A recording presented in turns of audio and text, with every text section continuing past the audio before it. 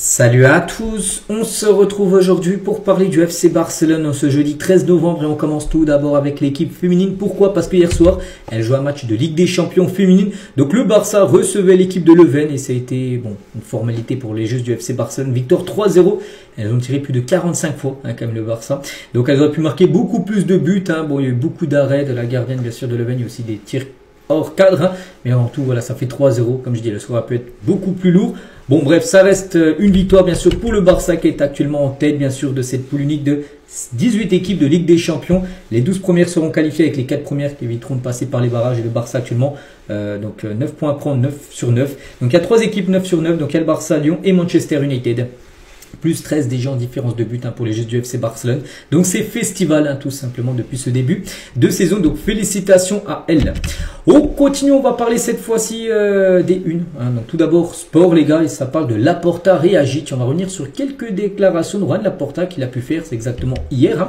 Donc tout d'abord, Léo Messi pourrait-il revenir à Barcelone pour un prêt de 6 mois? Donc Juan Laporta l'a dit, par respect pour Messi, nos joueurs et nos membres, ce n'est pas le moment de spéculer avec des scénarios irréalistes. Voilà, pour lui c'est pas possible. On sait que Messi, là, ces derniers jours, on a parlé tout au long de la semaine, on en reparlera encore là peut-être dans les prochains jours. Il est venu visiter le Camp Nou. Et le journaliste lui a dit, avec ce retour là de Messi au Camp Nou, est-ce que le Barça pourrait lui proposer un petit contrat de 6 mois avant la Coupe du Monde? Il a dit non, on ne peut pas spéculer sur ça, c'est des choses pour l'instant irréalisables. C'est pas possible. Il a un contrat du côté de Miami et c'est pas possible. Toujours avec Laporta, donc j'étais content de revoir Messi au Camp Nou, mais non, nous ne savions pas qu'il venait. Comme j'ai dit, Messi est venu incognito. Il n'a pas annoncé au Barça pour dire tiens, du coup je vais venir visiter le stade. Non, il a dit à personne. Il annonce à Laporta. Nous l'aimons, c'est sa maison, il la connaît. Je pense qu'il mérite le meilleur adieu, bien sûr, de l'histoire. Malgré la façon dont tout s'est passé avec le départ de Léo Messi, je n'ai aucun regret. Le Barça est au-dessus de tout le monde. Ce n'est pas parce que nous voulions tous, mais ce n'était pas possible à ce moment-là parce qu'en 2021, quand Messi avait quitté le club, le Barça en gros ne pouvait pas le garder. Messi c'était un trop gros salaire, le Barça était en situation très critique à un niveau financier. Bon donc c'était dans le rouge total. Donc là le Barça a toujours des problèmes financiers. On va dire c'est passé comme du rouge au orange. Ça a beaucoup mieux comme les finances depuis 4 ans. Mais en 2021 c'était très critique. En plus il y avait le Covid, tout ça. Donc c'est pour ça qu'en gros le Barça n'a pas pu le prolonger. Et du coup voilà, il dit qu'il n'y a aucun regret de ne pas l'avoir prolongé parce que le Barça ne pouvait pas. Il serait mis encore plus dans le rouge s'ils auraient conservé bien sûr Léo Messi. Toujours avec Juan Laporta. Donc nous jouerons au Camp Nou dès que possible. Le stade est prêt à jouer avec une capacité de 27 000 places. Voilà, donc c'est pour très bientôt. Toujours avec Laporta, donc les travaux du Camp Nou avancent à un très bon rythme. S'il n'y a pas de surprise, les 3e niveaux seront opérationnels au début de la saison prochaine. Le 3e étage, parce que pour l'instant il y a le 1er et le 2e niveau. Qui peut accueillir des supporters. Le 3e niveau, ça sera début de saison 2026-2027. Tout comme les loges VIP qui sont d'une grande importance dans le refinancement du stade, bien sûr. Parce que les loges VIP, bien sûr, tu les vends très cher et ça va rapporter beaucoup de millions d'euros. Toutes les loges, bien sûr, qui vont être vendues pour une période de 10 ans. Toujours avec Juan Laporta, il a parlé d'Hansi Flick, eu des frissons lorsqu'il est entré dans le nouveau Camp Nou. Les joueurs paniquaient aussi de revenir dans ce mythique stade, même s'il n'y avait pas beaucoup de supporters. Enfin, il y a quand même 23 000 supporters. C'était pour l'entraînement, souvenez-vous, vendredi dernier. Il a eu des frissons tout simplement Hansi Flick, les gars, de venir dans ce mythique Camp Nou. Hansi Flick est calme, motivé et enthousiaste. Il a un contrat et nous pouvons certainement nous mettre d'accord sur un autre. Il vit intensément le club. Nous sommes ravis de lui. Il dit, nous mettrons peut-être un nouveau contrat, pourra peut-être prolonger d'une saison supplémentaire Hansi Flick. On parlera peut-être plutôt après, on va dire 2026. Toujours avec Laporta, il a parlé de Lamine Yamal. Souffre de pubalgie mais continue de jouer, montrant son engagement et son amour pour le Barça. C'est un génie qui n'a pas encore atteint son plein potentiel parce que oui, Lamine Yamal a une pubalgie, on le sait.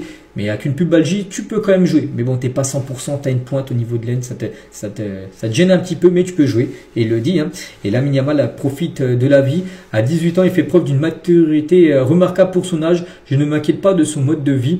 Il a besoin de protection, de soutien de notre part et de celles et ceux qui l'entourent. C'est un vrai professionnel qui s'entraîne plus dur que quiconque. Voilà ce qu'il a pu dire sur Lamine Yamal. Et nous avons prévenu au moment où le médecin examinait Lamine Yamal pour l'équipe nationale. Je ne veux pas entrer dans des controverses. Nous essayons de soigner nos joueurs avec notre propre timing par rapport l'absence de Lamine Yamal avec la sélection espagnole, où il est forfait, hein, et Lamine Yamal est le meilleur joueur du monde à son poste. Voilà, quelques déclarations bien sûr de Laporta sur Lamine Yamal.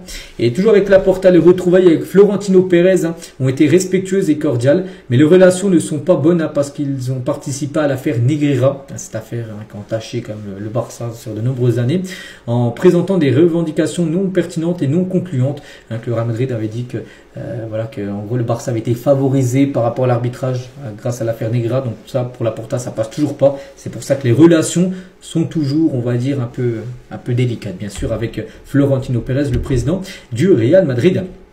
Voilà, comment s'est passé votre divorce avec Pérez, hein. Nous ne pouvons pas parler de divorce parce que nous n'avons jamais été mariés. Nous sommes d'éternels rivaux dans le respect l'un pour l'autre. Voilà ce qu'il a pu dire, hein.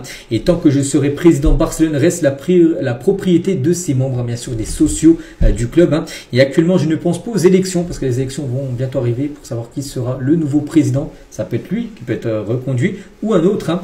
La saison vient à peine de commencer. Nous sommes au cœur de la bataille. Nous les appellerons au moment le plus approprié pour l'équipe. En gros, ces élections pour savoir qui sera le nouveau président du Barça. Donc voilà quelques déclarations, hein. Comme je dis, il a fait la une Journal Sport, donc c'était ces déclarations là qu'il a fait dans ce journal. Donc on continue cette fois-ci avec l'équipe, bien sûr, je vous montre tous les jours, hein, le programme, bien évidemment, même si on a trêve internationale. Donc aujourd'hui pas de match, hein, bien sûr, on est le 13, mais prochain match J-9 avant le prochain match, réception de Bilbao, ça sera le 22, ça sera un samedi 22 prochain, bien sûr, à domicile.